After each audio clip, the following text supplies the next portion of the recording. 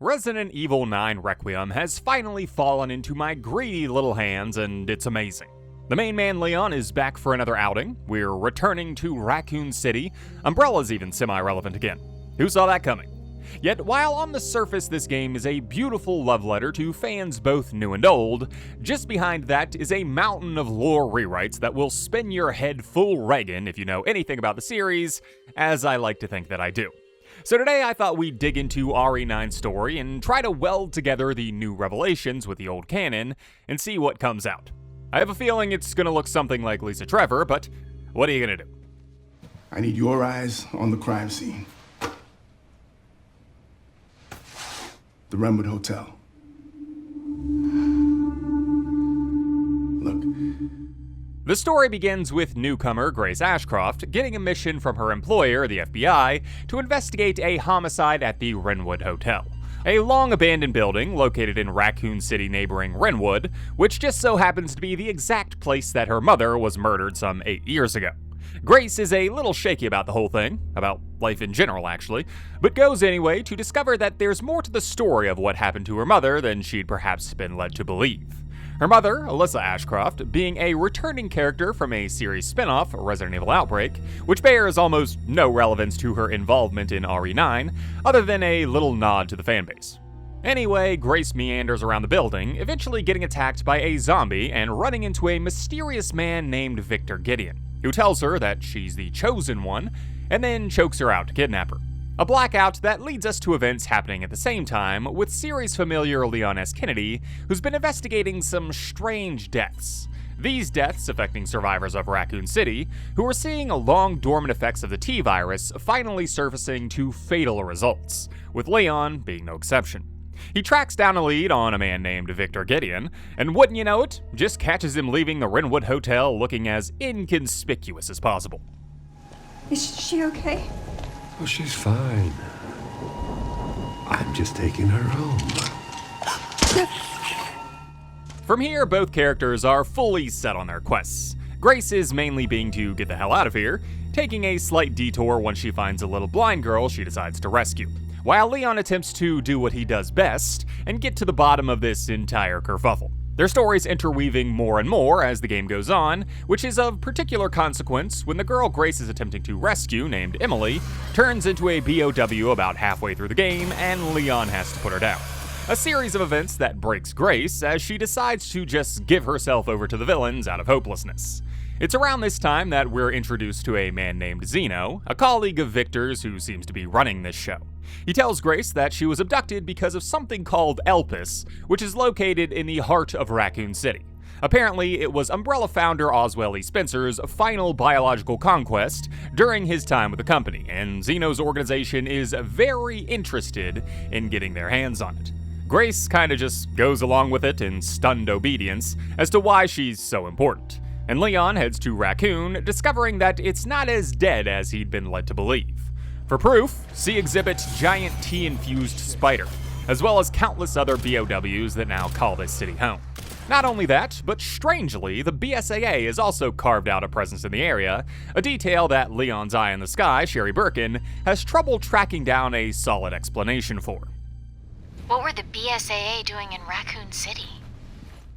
The BSAA seeming to be in conflict with Zeno, who's packing an elephant cannon and swatting them down like flies. Questions about what exactly is going on, leading us down into a seemingly still functional research base known as ARC, below the chaos of the city. It's down here that we finally begin to get some revelations about what's been happening. Apparently, Grace is the key to unlocking Elpis, as she was the adopted daughter of Spencer, who'd had a change of heart in the twilight of his life. Spencer leaving her in the care of Alyssa on his passing because they had an interview and I guess he was impressed with her or something. Grace would grow up not remembering her connections with Spencer, and Alyssa would raise her as her own. Always on the run because of Spencer's former connections, who believed her to be the answer to unlocking Elpis, which is just password protected. They had no idea what Elpis was, assuming Grace to be some kind of biological key to it, which Zeno alleges was the reason behind a cloning program running below Raccoon City's orphanage. An allegation that makes no sense, Because Grace wasn't around until after 2000, and the clones were around since prior to 1990, as per the flashback with Chloe, a clone. The only way to square this circle being either that Spencer decided to adopt one of the clones from the program at random, thus why she was considered normal, because she hadn't been tested on yet, or the more likely scenario, Xeno is just feeding us a pack of lies to confuse the hell out of us, and perhaps keep Grace in a state of guilt and hopelessness. Either way though, she couldn't have been the inspiration behind this line since she wasn't around yet. They weren't able to recreate Spencer's key. But now we have the original. We have you. However, despite her having little to nothing to do with this nonsense, Grace still isn't normal as Spencer alleges. The proof being that she suffers no symptoms after we clearly see her get bit by the cop zombie at the Wrenwood Hotel. This meaning that she was likely one of the first people to be administered Elpis, which we find out is actually an extremely potent antiviral that Spencer had developed in an attempt to offset a life of wrongdoing. Leon getting saved by it for his Raccoon City syndrome, which results in a final conflict with Victor. If you watched my review, then you'll know that I don't think they did the villains of this game any justice. Victor exits the story about halfway through from a motorcycle injury, and we never even have a conflict with Xeno. He just gets decapitated as Victor randomly comes back into the fray. Regardless, Victor's inclusion in the story is a quasi-connection to Umbrella.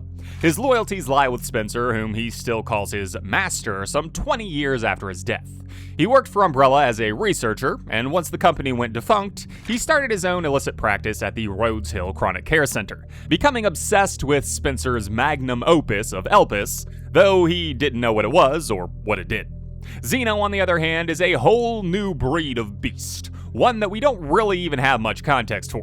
What we know for certain is that he worked for the Connections and shares some uncanny characteristics with another sunglasses enthusiast from the series, Albert Wesker.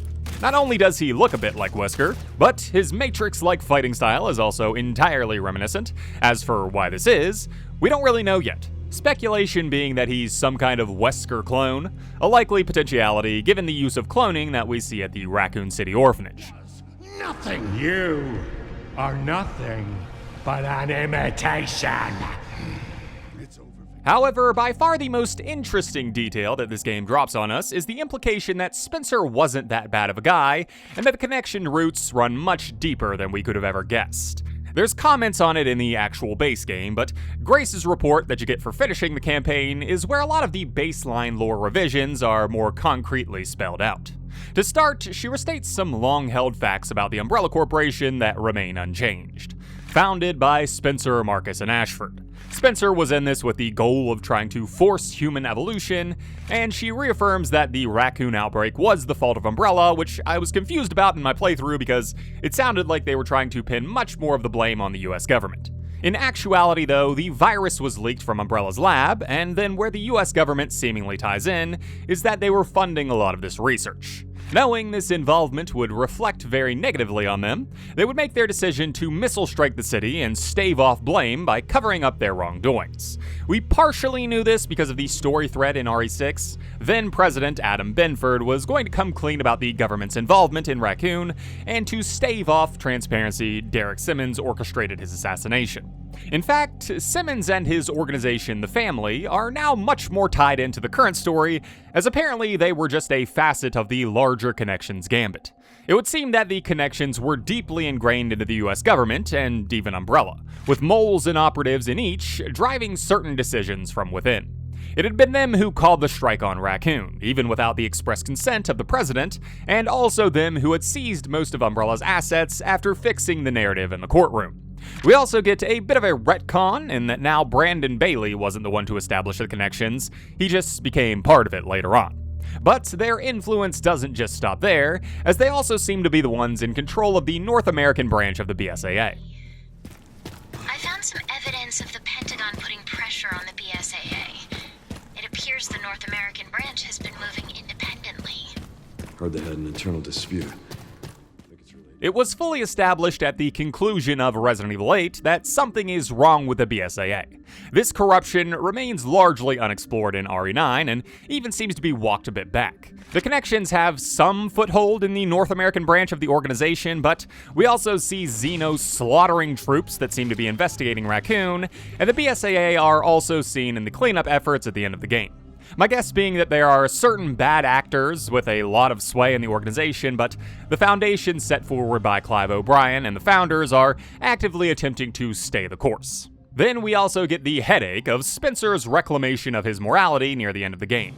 This is perhaps the biggest switch up, as it attempts to paint Spencer in a new light for some reason. He adopts Grace and then creates Elpis out of shame for what he did in his past. We never really knew that much about Spencer. Most of his character was tied to documents and the single scene that we got with him and Wesker in RE5, but I don't think that it was ever intended to be like this before this game, so I don't know how well it meshes with the previous character quirks. Now my candle burns dimly. Ironic, isn't it? For one who has the right to be a god.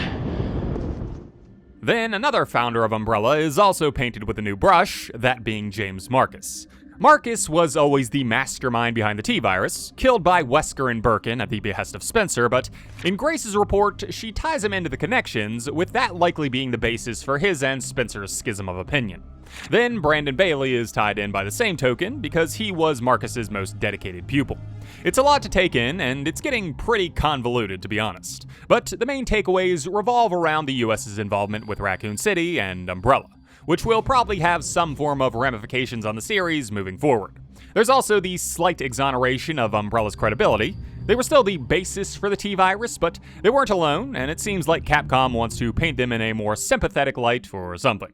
This likely paints a path for Blue Umbrella to come in with a stronger force for good in the future, if they're not forgotten about.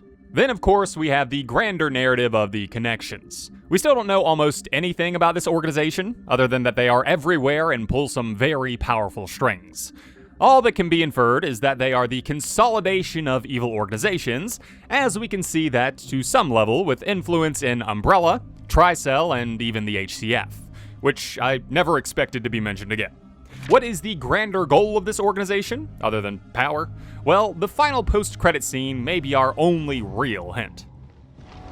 Remaining BSAA forces have been neutralized. Retrieving the objective before they send in the wolves. Above all, they were very interested in Elpis. I mean, we already knew that, but it seems like even after they knew it was an antiviral, they still wanted their hands on it, and there could be two explanations for that. The first being that they wanted to create a virus that can't be neutralized by Spencer's final miracle. This seems to be the most obvious play, but there is another option that I find much more interesting, and it revolves around the most shadowy character in this game, Xeno. In reality, we know almost nothing about this man, so everything I say is pure speculation, but the post-credit scene makes me think that the Connections may have known the whole time what Elpis was, and just not have been very open about the information. If Xeno was indeed a clone, then that makes him highly expendable, and Victor was only associated with them financially. So if they did know that it was an antiviral, that of course begs the question of what they want to do with it. Well, we see with Emily how insanely potent this stuff actually is, being able to take her from the monstrous BOW and turn her back into a normal little girl again. It even seems to fix her blindness. Potential for a cure like this being immeasurable in that as long as a person didn't die, Elpis seems to be able to bring them back to a state of normalcy. For example, think of someone like William Birkin. If somehow a piece of him still survived in Raccoon, he could be injected and regain his humanity. Or, for a positive one, Lisa Trevor. The mental scarring probably wouldn't wash away, but she's basically unkillable, so she's probably still around out there in the Arklay Mountains. You may see where I'm going with this.